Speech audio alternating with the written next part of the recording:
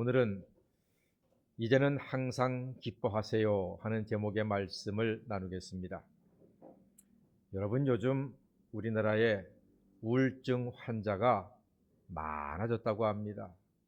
우울한 사람이 많대요. 우리 대한민국 국민들 100명 가운데 거의 3명이 우울증 진단을 받고 약을 드시고 계시다, 그런 통계가 있습니다. 우울증은요, 여러 가지 이야기가 있습니다만 기쁨을 상실하는 게 우울증입니다. 뭘 해도 기쁘지 않답니다. 뭘 해도 힘이 나지 않고, 그게 우울증이래요. 참 무섭습니다. 어떤 분이 재벌 100명과 박사들 100명한테 물어봤답니다. 당신은 기쁩니까? 돈 많은 재벌과 지식과 명예가 있는 박사들 200명에게 당신은 기쁩니까? 라고 질문을 해서 조사했는데, 놀랍게도 87%가 아니요, 안 기쁩니다. 돈 많은 재벌도, 그 고고하고 지식도 많고 명예가 있는 박사님들도 기쁘지가 않대요. 이게 우리의 현실입니다. 무슨 말입니까? 재물과 지식과 명예에서 기쁨이 오지 않는다 하는 것입니다. 관계가 없다는 말이에요. 우울증은 돈 문제도 아니고 가방끈 문제도 아니고 명예 문제, 지식 문제도 아니다 하는 것입니다. 성경에서 보면요, 우울증은 영적인 것과 관계가 있음을 알 수가 있어요. 느헤미야 8장 10절에 이렇게 말씀합니다. 여호와를 기뻐하는 것이 너희의 힘이니라 그랬습니다. 여호와를 기뻐하는 것이 우리의 힘이래요. 그러니까 다른 말로 하면, 내가 기쁨이 없는 것은 내가 여호와를 진정으로 기뻐하지 못하고 그 결과 나에게 힘이 없다 하는 것입니다. 그러니까 여러분, 뭔가 별것 아닌 일에 낙심이 되고 사소한 일에 실망하게 되고 자꾸만 처지게 되고 의욕도 떨어지게 된다. 그러면은요, 잔고를 볼 게 아니고 세상을 보고 사람을 볼 게 아니라 여호와 하나님을 내가 기뻐하고 있는가, 하나님께 참된 마음과 믿음으로 예배하고 있는가를 보고 다시 예배의 자리에 굳게 섬으로써 흔들리지 않는 기쁨을 누리게 될 줄로 믿습니다. 세상을 기뻐해서 힘나는 게 아니에요. 하나님을 기뻐할 때 하나님께서 세상을 살아갈 힘을 우리에게 주시는 줄 믿습니다. 시편 16편 11절에 주께서 생명의 길을 내게 보이시리니 주의 앞에는 영원한 기쁨이 있고 주의 우편에는 영원한 즐거움이 있느니라 그랬습니다. 즉, 하나님 곁에 있을 때에 기쁨을 영원히 얻고 누릴 수 있다는 말입니다.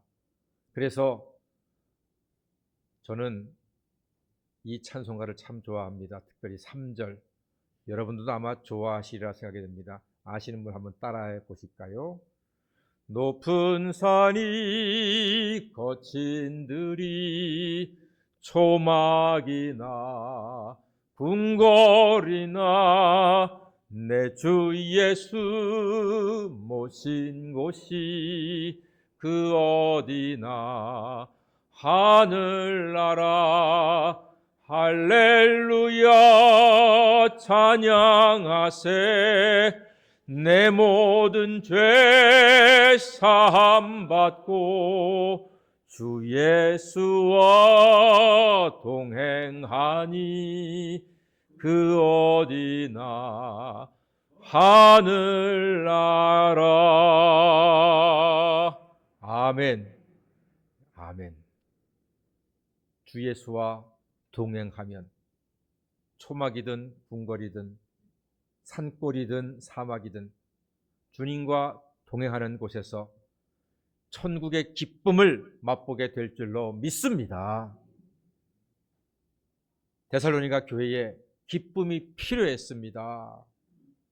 예수님의 재림은 하나님의 뜻대로 반드시 이루어질 것이요, 우리 성도들은 부활하신 주님 그리고 재림하실 주님과 함께 영원한 승리를 얻게 됩니다. 그러니까 성도는 지금부터 재림하시고 영원히 통치하실 주님과 함께 기뻐하며 살 수 있습니다. 기뻐하며 살아야 합니다.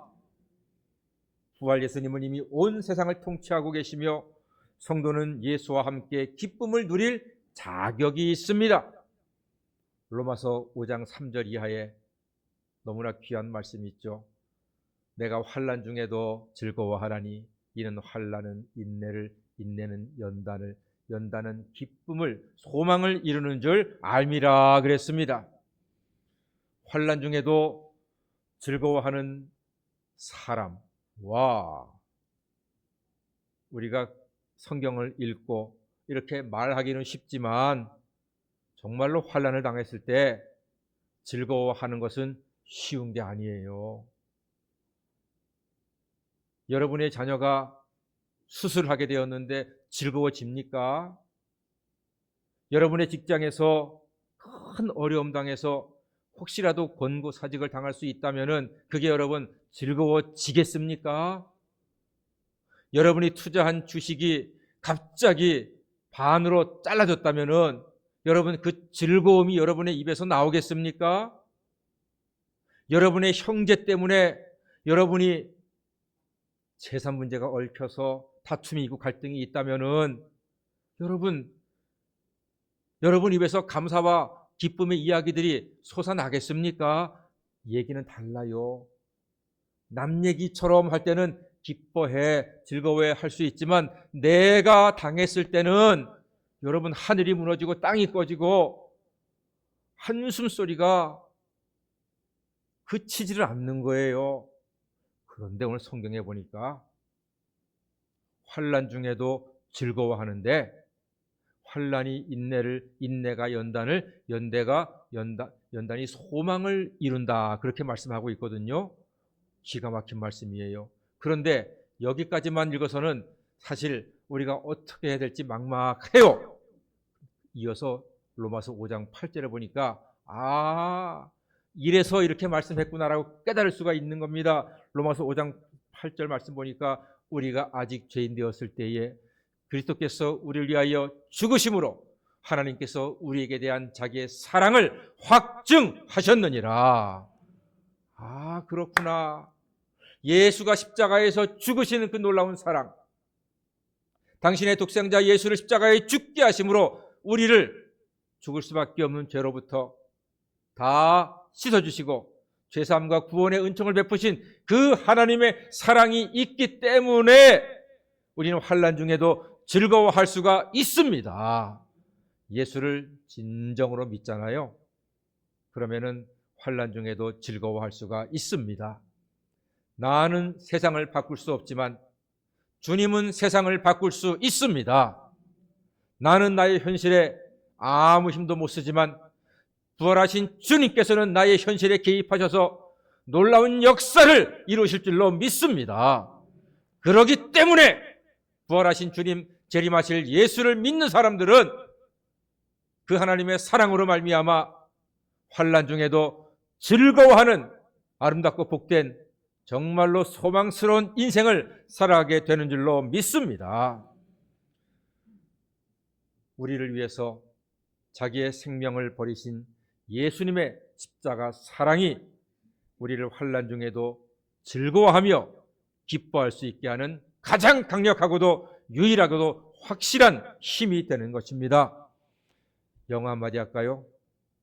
여러분, 기쁨이 영어로 뭡니까? 여러분 알지만 모르는 척하는 거 제가 다 알아요.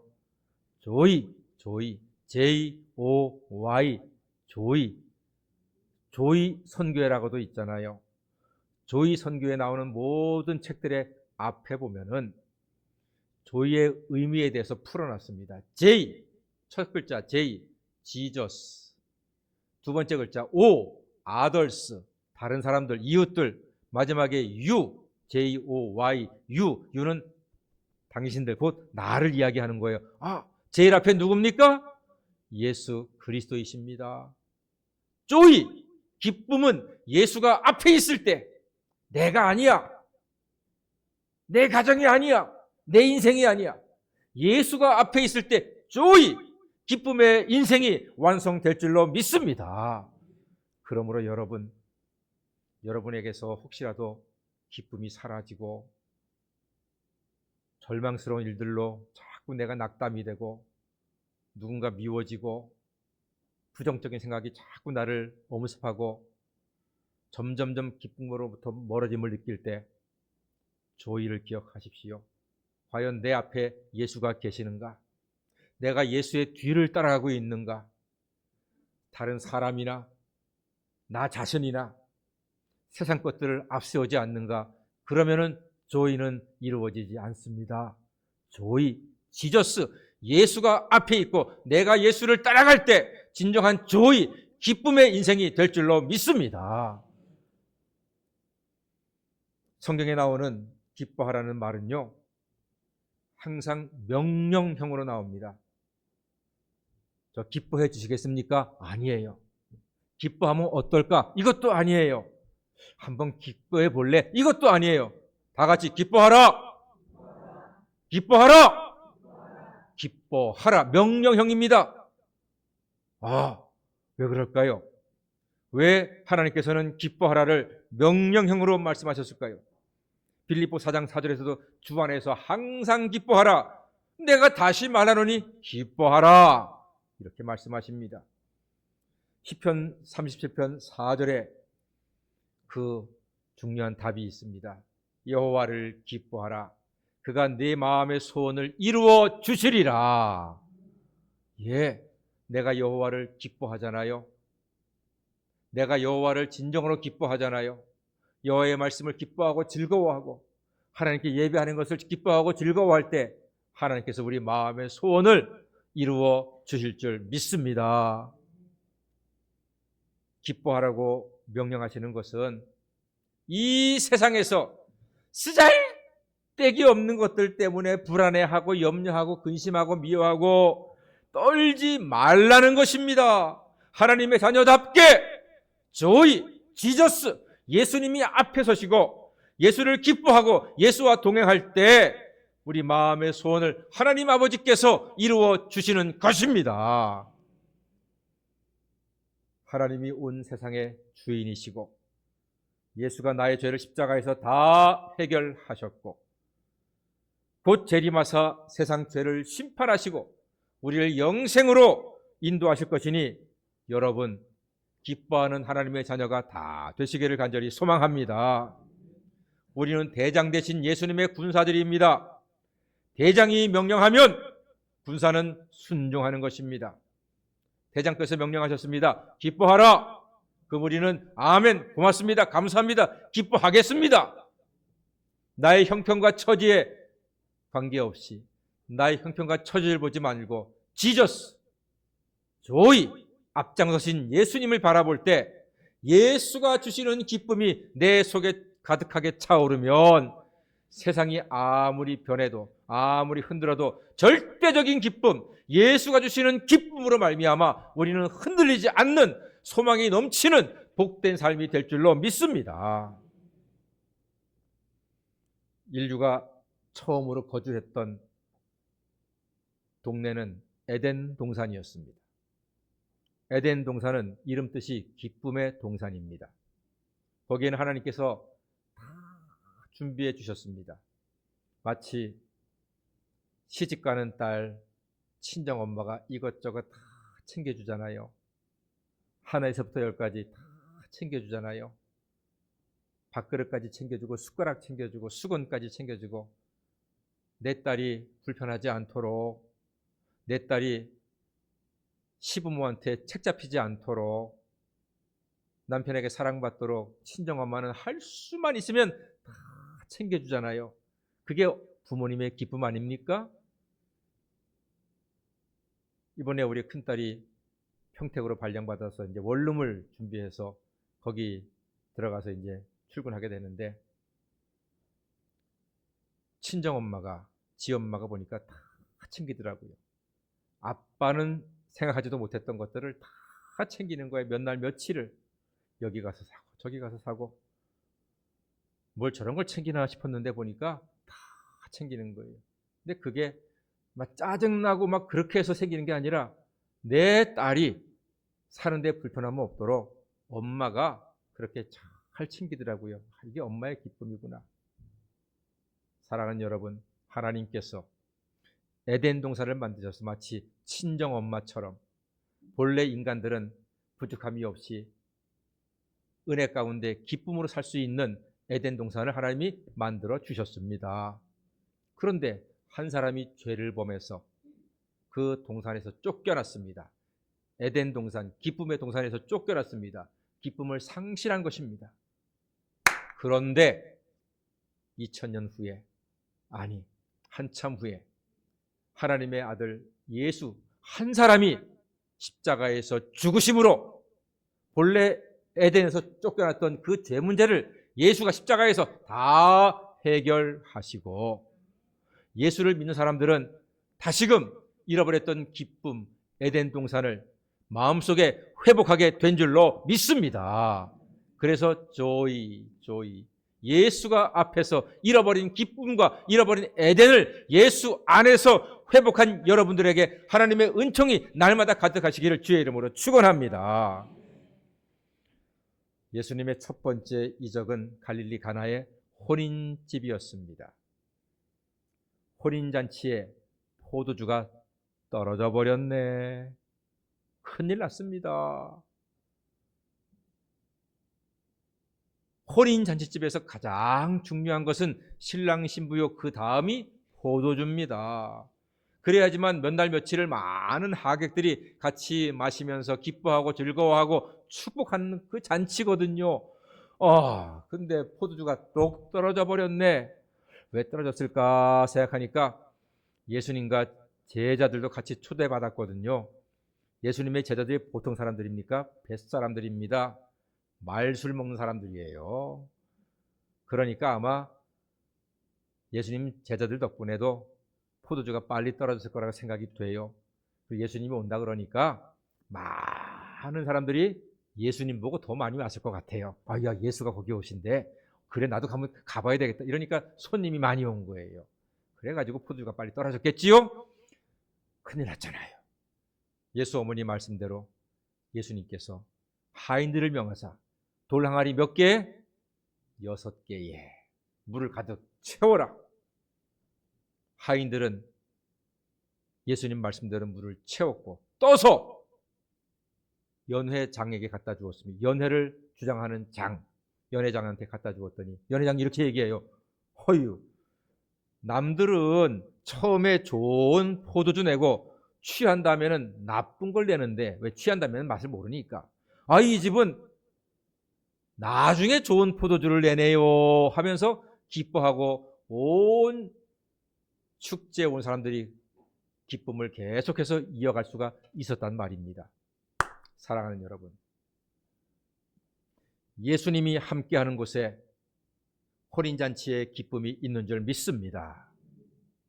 예수의 말씀에 순종하는 곳에 혼인잔치의 기쁨은 계속될 줄로 믿습니다. 우리 인생의 기쁨은 예수님께 달려 있습니다. 조이 예수님이 앞장서는 것입니다. 우리는 예수님을 따르는 것입니다. 예수와 함께하는 것입니다. 여호와를 기뻐하는 것이 우리의 힘인 줄로 믿습니다. 예수님과 동행할 때 우리는 예수님이 주시는 그 놀라운 기쁨의 인생, 기쁨의 은혜를 누릴 수가 있습니다.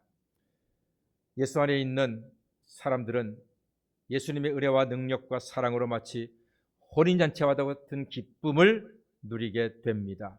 하박국 3장 7절에 나의 구원의 하나님으로 말미암아 기뻐하리로다 그랬습니다. 나를 구원하신 하나님의 은혜로 우리의 기쁨은 충분합니다. 명품 옷과 화장품과 성형수술로 이뻐지는 게 아닙니다. 물론 이뻐지지요. 이뻐져요. 이뻐져요. 성형수술 강남 가서 하잖아요. 그럼 이뻐져요. 맞아요. 틀리지 않아요. 좋은 옷 입으면은 사람이 달라 보여요. 2, 30만 원 들여서 미용실에서 머리를 멋지게 하면요, 사람이 다시 보여요. 저희 집사람 1년에 한두 번 미용실 갔다 오면 제가 다시 봐요. 우리 마누라 맞나? 가만 보면 맞아. 네. 미용실 갔다 오면은 사람이 달라 보여요. 화장도 하면 달라 보여요. 그런데 여러분, 잠언 15장 3절에 기가 막힌 말씀이 있습니다. 마음의 기쁨이 얼굴을 빛나게 하느니라 그랬습니다. 마음의 기쁨이 얼굴을 빛나게 한대요. 사랑하는 여러분, 우리가 내 마음속으로 예수님을 믿고 조이 앞장선 예수님을 따를 때 우리의 얼굴에 광채가 나고 빛이 되어서 하나님의 살아계심을 온몸으로 느끼고 나타내는, 보여주는 하나님의 자녀가 될 줄로 믿습니다. 우리 옆에 사람한테 한마디 할까요? 쳐다보면서 깜짝이야. 왜 깜짝이야? 빛나잖아, 빛나잖아. 마음의 기쁨이 얼굴을 빛나게 하는 줄로 믿습니다. 예수 안에서 기쁨이 회복되면 다 미인입니다. 미남입니다. 드라마 보니까 어떤 친정엄마가 딸한테 이렇게 얘기해요. 그 딸은 이혼당하고 자식도 뺏기고 직장도 잃어버렸어요. 얼마나 절망스럽겠습니까? 아마 현실에서 그런 자식이 있으면은 부모와 자식이 같이 살고 싶지 않을 거예요. 너무나 절망하는 딸한테 엄마가 이렇게 얘기하는데 그 말이 제 마음속에 확 남더라고요. 엄마가 이렇게 얘기해요. 얘야, 살아보면 사라진다. 살아보면 사라진다. 세월이 약이란 말입니다. 시간이 약이란 말이에요. 살아보면 사라진다. 맞아요. 맞아요. 저는 여기서 이 말이 떠올랐습니다. 다 같이 한번 따라해 주시면 감사하겠습니다. 기뻐하면 기뻐진다. 할렐루야. 기뻐하면 기뻐지는 인생, 기쁜 얼굴, 기쁜 마음, 기쁜 영혼, 기쁜 삶이 될 줄로 믿습니다. 기뻐하면 기뻐집니다. 예수님은 기뻐하라 명령하셨습니다. 이제는 예수 안에 있는 기쁨을 날마다 풍성한 은혜로 누리시며 기쁨을 방해하는 모든 것들로부터 자유함을 얻어 밝은 빛으로, 밝은 얼굴로 복되게 살아가시는 성북가족 다 되시기를 주의 이름으로 간절히 축원합니다. 아멘. 기도하겠습니다. 사랑해 주님, 잃었던 기쁨을 예수 안에서 찾아 누리며 얼굴은 빛나고 마음은 힘을 내서 세상에서 승리하는 우리 모든 성도님들 되게 하여 주시옵소서. 예수님의 이름으로 기도하옵나이다. 아멘. 찬송가